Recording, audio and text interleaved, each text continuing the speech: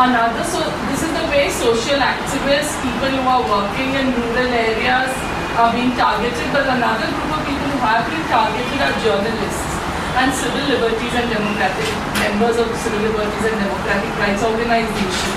This is because they are very openly portraying in their writings and in their speakings about what the actual intent of the state is and what they are doing. So that really frightens the state. What really frightens the state is when writings create public opinion, and that they want to stop at the earliest and the quickest and in the most brutal manner. So here with us, our next speaker is Mr. Prashant Rai. Mr. Prashant Rai is a journalist. He was arrested in December 2007.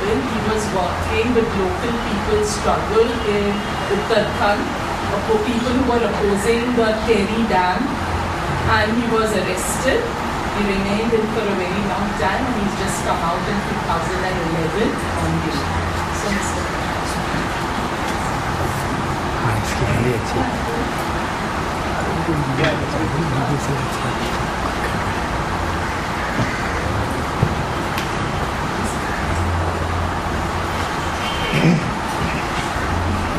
Pleasure and an honor for me to be able to speak to you.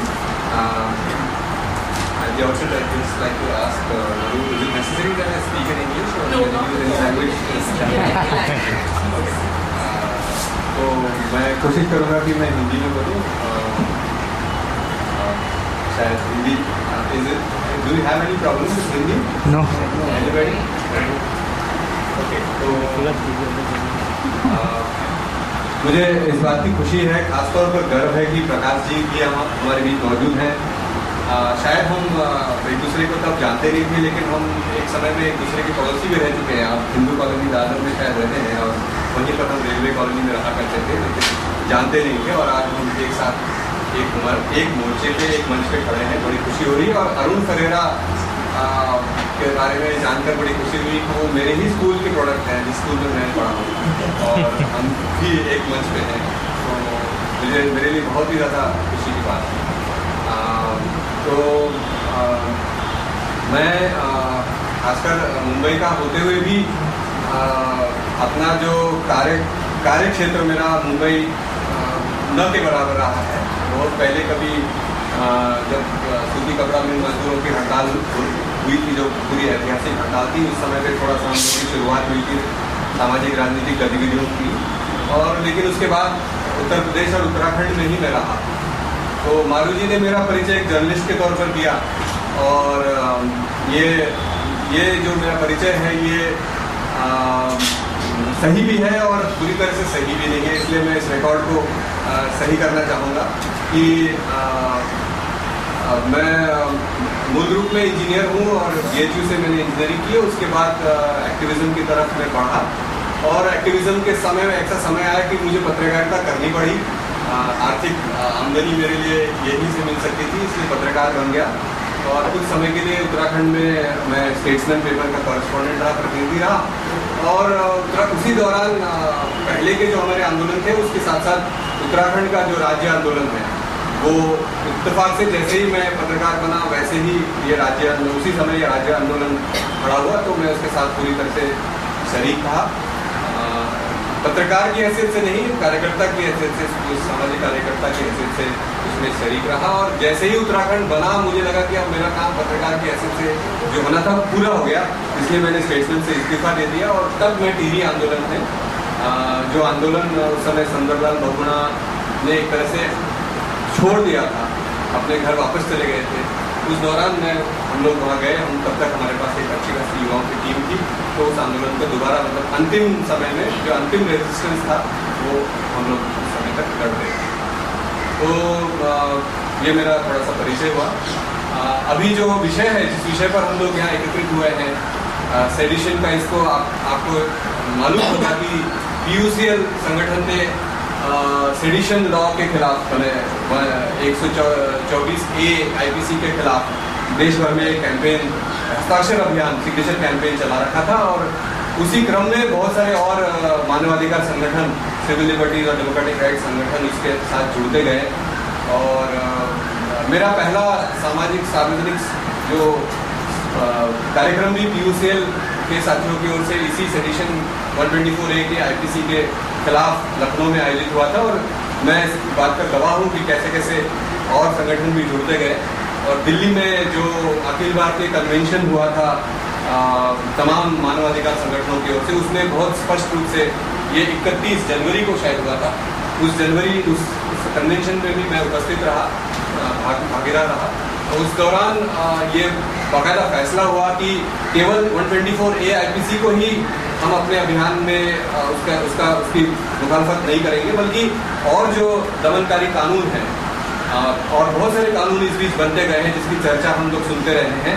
एक तो UAPA है, विधि विरुद्ध क्रियाकलाप निवारण अधिनियम, पूरा जो उसका नाम है, अनलॉफुल एक्टिविटीज प्रिवेंशन एक्ट। तो इसके अलावा भी AFSPA का विरोध लोग करते रहे हैं। इसके अलावा विभिन्न राज्यों में जो पब्लिक सिक्योरिटी एक्ट्स हैं, public safety act Jammu Kashmir में लंबे समय से ये लागू रहा है, जिसमें हजारों लोग जो है जेलों में जाते रहे हैं। छत्तीसगढ़ में भी पिछले कुछ सालों से स्पेशल पब्लिक सेफ्टी एक्ट करके जो आया है, जिसमें बहुत ही ज़्यादा निरंकुश कानून है, जिसमें एक पत्रकार को भी जो वहाँ की खबर लाता है उसको भी वहाँ पर जेल में डाल दिया जा सकता है। तो ऐसा कानून है। और कुछ और भी कानून है, जैसे कि NSA भी एक ऐसा कानून है जो प्रिवेंटिव डिटेंशन है। 1 साल के लिए बिना किसी सुनवाई के आप 1 साल के अंदर 1 साल पूरी तरह से अंदर रख दिए जा सकते हैं। और अभी झारखंड में अभी पता चला कि एक कानून है जो एक तरह से फाइलों में दबा पड़ा था, शायद वो अचानक जितेंद्र मरांडी की रिहाई की बात आ गई। तमाम केसों से कुछ बरी होकर के और कुछ बेल पर रिहाई की जब बारी आई तो क्राइम कंट्रोल एक्ट एक लगाया उनके ऊपर, जो शायद सन 2000 या कई साल पहले वो कानून बना था। उनको मतलब 2 साल तक प्रिवेंटिव डिटेंशन किया जाता है उसके अंदर। NSA से भी भयंकर कानून है, वो केवल एक स्पेसिफिक झारखंड स्टेट का वो कानून है। और ऐसे डिस्टर्ब एरियाज के नाम पर पहले भी अतीत में कुछ इलाकों को डिस्टर्ब एरियाज घोषित किया जाता रहा है। और ये सारा जो पूरा क्रम है, ये हमारे संविधान के बनने से पहले ही ये इसकी शुरुआत देश में हो चुकी है, जिसको हम कहते हैं कि संविधान में हमें 19A की बात हो रही है कि बोलने का, सभा करने का अधिकार है, लेकिन 1950 से ही preventive detention acts Sardar Vallabh भाई पटेल के नेतृत्व में वो बनना शुरू हुए हैं। और वो क्रमशः मतलब जैसे जैसे ज़्यादा संविधान बनने के बाद जो अधिकार मिलने चाहिए उसके बजाय ज़्यादा से ज़्यादा काले कानून 1980 में राष्ट्रीय सुरक्षा अधिनियम NSA आया है, उससे पहले मीसा आया है, और मीसा के चले जाने के बाद नई सरकार जो मीसा के खिलाफ लड़ी उसने NSA लाया है। और ऐसे ऐसे लगातार ये नए कानून आते रहे। और ये UAPA जो एक गुलाब बिसरा कानून था 1967 का, उसको 2004 में मतलब बहुत मजबूती से उसके अंदर कई सारे सेक्शंस जोड़ करके एक और लगभग एक नया चैप्टर ही जोड़ करके टेररिज्म को लेकर के 2004 में जो अनलॉफुल एक्टिविटीज में शामिल नहीं था, ऐसे टेररिज्म को उसमें एक मुद्दा बनाया UAPA ने। वो निश्चित रूप से वो टेररिज्म का मुद्दा जो है कि कोटा चूंकि लागू नहीं हो पा रहा था, कोटा का देश भर में विरोध हुआ था, और जो अमेरिकी साम्राज्यवाद के तहत जो वॉर ऑन टेरर के तहत जो जगह जगह कानूनी परिवर्तन किए गए हैं, खुद अमेरिका में किया, खुद इंग्लैंड में किया, पेट्रियट वगैरह जो लॉज उन देशों में बने हैं, उसी तर्ज पर भारत के अंदर विरोध होने के बाद UAPA को जो है 19 सितंबर 2004 में अमेंडमेंट करके टेररिज्म का एस्पेक्ट उसके अंदर जोड़ दिया गया। उसके बाद अभी एक और नई घटना, मुंबई की जो घटना घटी है 26 नवंबर की थी शायद 2008 में, हम जेल में थे उस समय, तो वो जो घटना घटी और उसके तुरंत बाद जो हुआ पैदा हो गया, उसका पूरा फायदा उठा करके बड़ी तेजी के साथ 31 दिसंबर 2008 को एक और अमेंडमेंट उसमें UAPA में कर दिया गया, तो जिससे कि बेल मिलना और असंभव सा हो गया UAPA में। जहाँ पर थोड़ा सा भी हिंसा का आरोप हो वहाँ बेल असंभव हो गया, मतलब इम्पॉसिबल हो गया। हम लोग, मेरे ऊपर सेडिशन ही नहीं UAPA भी है, तो हम लोग जो UAPA के कानून के तहत बाहर निकले हैं, हम खुशकिस्मत थोड़े से लोग हैं, चंद लोग हैं हम निकल पाए हैं। अरुण है, मैं हूँ, और भी चंद लोग जो निकल पाए। पंजाब में भी कुछ लोग निकल गए हैं, हरियाणा में भी कुछ लोग निकल गए हैं।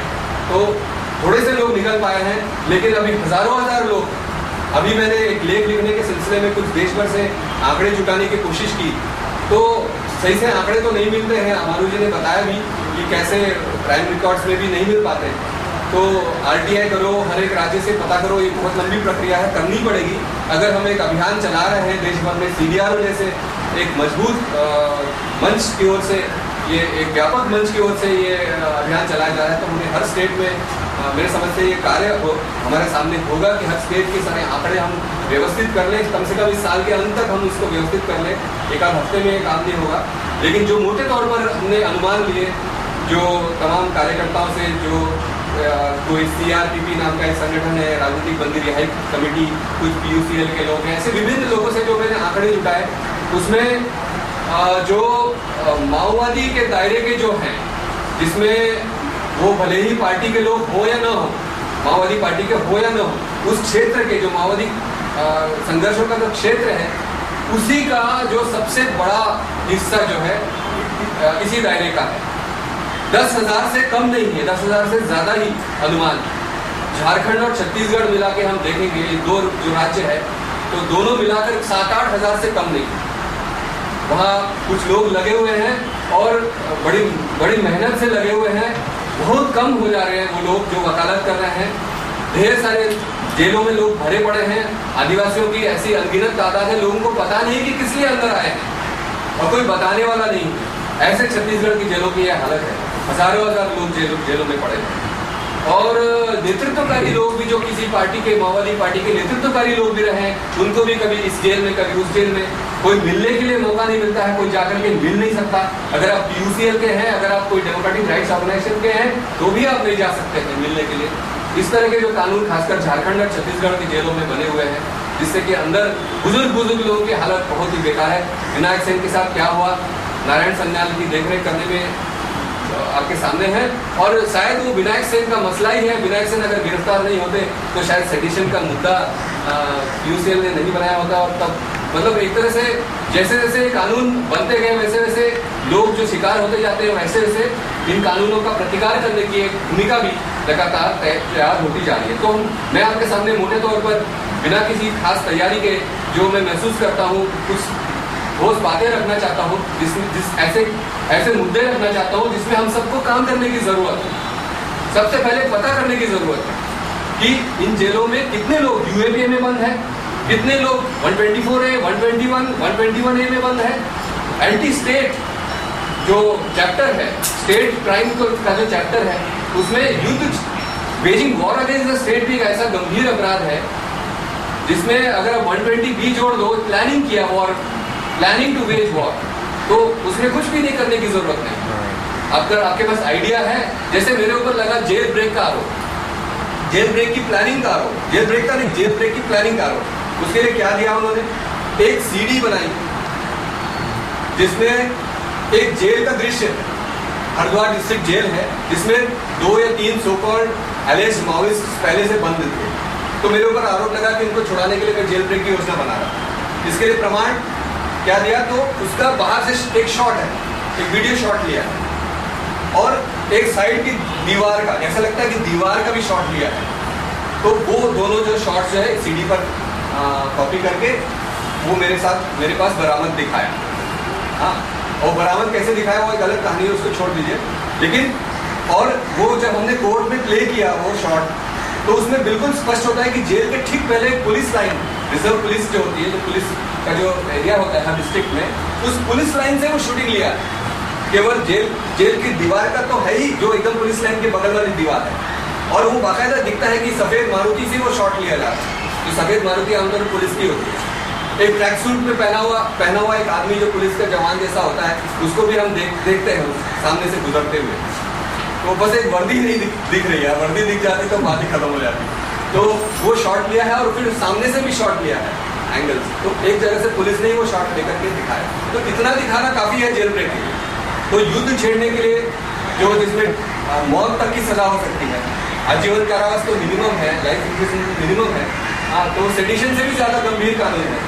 तो 121 जैसे 121A, 124 ऐसे कितने कानून कहाँ कितने लोग बंद हैं, इसको इस डॉक्यूमेंटेशन करना हमारे लिए बहुत जरूरी है। केवल हम इस कानून के विरोध का विरोध करने के लिए नहीं, बल्कि उनकी पैरोकारी करने के लिए, एडवोकेसी के लिए, एडवोकेसी को ऑर्गेनाइज करने की जरूरत है। हमारे पास वकीलों की शायद महाराष्ट्र में इतनी कमी नहीं होगी, और देखता हूँ बड़ी खुशी होती है कि कैसे कैसे केसेस यहाँ डील किए जा रहे हैं। एक्विटल्स इतने सारे हो चुके हैं, बड़ी खुशी की बात है। लेकिन दूसरे स्टेट्स में, खासतौर पर सेंट्रल इंडिया और नॉर्दर्न इंडिया की जो हालत है कोर्ट्स की, एडवोकेसी की, बहुत ही बुरी।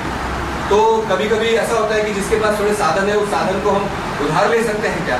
महाराष्ट्र में अगर कुछ एडवोकेसी के ज़्यादा लोग हो सकते हैं, तो क्या छत्तीसगढ़ में हम उनका उपयोग कर सकते हैं क्या झारखंड में, बंगाल के लोगों का हम उपयोग कर सकते हैं क्या? ये सारी चीज़ें भी हम अगर एक राष्ट्रीय मंच बना रहे हैं CDRO जैसा, तो या कोई और भी जो लोग हैं, CDRO के बाहर भी कोई लोग हो सकते हैं, मिलजुल करके हम क्या कर सकते हैं? आज से 6-7 महीने, 7-8 महीने पहले मैं यहाँ कुछ लोग हैं जिनके साथ हमारी बातचीत हुई थी जेल से रिहा होने के बाद। आज तो मैं काफ़ी समय बाद, मतलब जेल से रिहा होकर काफ़ी समय हुआ है, लेकिन आज मैं महसूस करता हूँ कि इसको एक ज़रूरत है कि इसको ऑर्गेनाइज कर लें। और मैंने मौका देखा कि अच्छा है, कन्वेंशन हो रहा है, ये स्टेट का कन्वेंशन है CDRO का, तो इस स्टेट के कन्वेंशन के मौके पर हम मतलब आपके सामने मतलब एक गुजारिश करना चाह रहे हैं कि इसको कैसे हम ऑर्गेनाइज करें, इसके बारे में भी सोचें। क्योंकि हकीकत में हम देखें कि हम अगर कैंपेन चलाएंगे इन लॉज के खिलाफ, तो आज की तारीख में कैंपेन केवल इस पब्लिक मीटिंग तक अगर हम सीमित रहेंगे, ऐसे कई कन्वेंशन हो सकते हैं, कई सेमिनार्स हो सकते हैं, तो जब तक मैं सोचता है कि सड़कों पे हम नहीं उतरेंगे, तब तक इन लॉज के खिलाफ कोई ताकत का एहसास हो सरकार को कि कोई ताकत है भी, तो मैं समझता हूँ कि संभव नहीं। तो हमें जहाँ एक और ऐसा प्रयास तो हम सब लोग मिलकर जारी रखेंगे ही कि जो बातें मीटिंग हॉल में हो रही हैं वो मीटिंग के बाहर सड़कों तक भी जाएं, और लॉ कॉलेजेस में जाएं, स्कूल कॉलेजेस, अन्य स्कूल कॉलेजेस में जाएं, अन्य वकीलों के बीच जाएं, ऐसे तमाम इंटेलिजेंसिया के तबकों के बीच जाएं, जर्नलिस्ट के बीच जाएं, ऐसे मुद्दों को विभिन्न तबकों के बीच जरूर ले जाएं। लेकिन तरह तरह के फॉर्म्स हम अपनी सीमित ताकत के आधार पर भी हम कैसे कैंपेन ऑर्गेनाइज कर सकते हैं, ये तो निश्चित रूप से आप सब लोग मिल करके सोचेंगे ही, हम सब लोग मिल करके सोचेंगे ही। लेकिन ये एडवोकेसी का जो मामला है, इसको कैसे हम ऑर्गेनाइज कर सकते हैं? वकीलों के भी संगठन है, एक IAPL नाम का एक अच्छा खासा संगठन बना है, Indian association for people's lawyers. तो वो सारी ताकत भी जितनी भी है कम पड़ रही है, वो कैसे हम मिलकर के इसको करें, ये मेरे समझ से आप सब लोगों की, हम सब लोगों की चिंता का विषय होना चाहिए। क्योंकि हम, जैसे मैंने पहले बताया, हम चंद लोग हैं जो बाहर निकल पाए इस सिकंजे से। हाँ, तो बहुत सारे लोग अंदर हैं। अगर हम बाहर निकल के एकदम चैन से बैठ जाएं और 2-4 अभिनंदन समारोह हो जाए और कुछ हम सेलिब्रिटीज़ बन के रह जाएं, तो वो सेलिब्रिटी भी चमक की हमारी 2-4 महीने से ज़्यादा चलने वाली नहीं है। तो हम जैसे हैं, हम पहले से कार्यकर्ता थे और हम आपके बीच में कार्यकर्ता ही रहना चाहते हैं। और कार्यकर्ता की हैसियत से हम सब लोग मिल करके कैसे इसके लिए मतलब क्या कर सकते हैं, मैं अपनी ओर से आपके सामने आज के मौके पर यही बात रखना चाहता था। और मैं उम्मीद करता हूँ कि कोई रास्ता इससे आगे।